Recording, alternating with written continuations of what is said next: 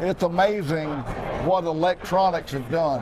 But I tell people, the single most beneficial thing for me, 360 is awesome, but the maps, they have a map called Lakemaster map. They make their own map, and I can highlight anything under 10 feet deep in red. So I go to a lake I've never been on before, and I can navigate with no fear of tearing up my lower unit. It's the most awesome advantage, and that out of everything that they've been innovative, the Humminbird map systems have been the coolest thing for me.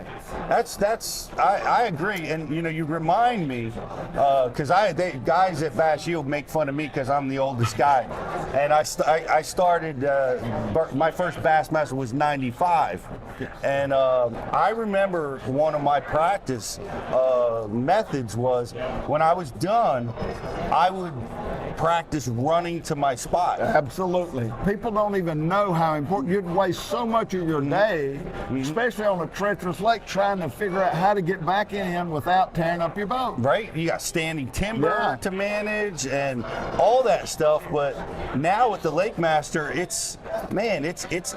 you don't have to do that anymore. When we went to Lake Livingston, I had a 40-pound lead with 2 tournaments ago. Gary Klein ended up winning Angler of the Year, and I ended up finishing 3rd. But I went with a 40-pound lead. The first day of Livingston, I knocked my lower unit off. I did not weigh in at all. The second day, my partner on the way back in knocked his lower unit off. We didn't make the weigh in then. So 2 days in a row, I had 0. The last day, I caught about 9 pounds, but I went with a 40-pound lead and came out 8 pounds in the hole. Oh my gosh, that's intense. Just because you couldn't navigate. Right. You know, we fished a place they call the jungle.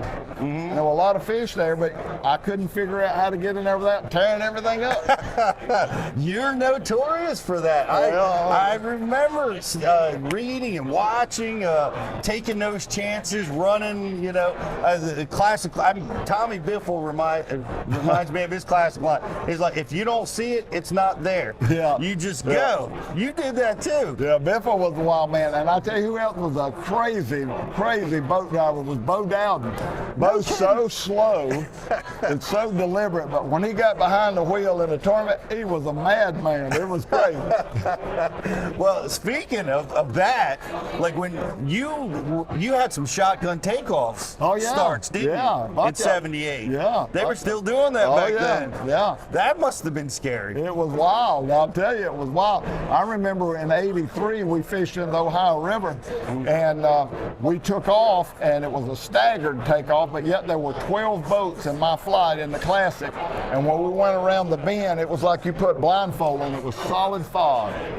And I mean, you had boats behind you, boats beside you, and you didn't know what was in front of you. You couldn't slow down for getting run over, and then you didn't know what was in front of you. Finally, I got pulled over. It wasn't probably 1 minute, and here comes a barge.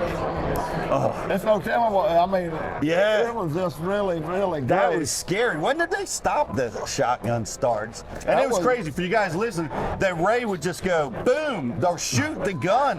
All the boats would take off. Yeah, we did that up until about, probably up until about 1990 or so. Right. Man, that's some scary stuff. And the boats, well, they weren't quite as fast then, but it's still treacherous. They were still plenty fast to be bumping sides, you know, at 55 miles an hour. Oh man, did I remember your story?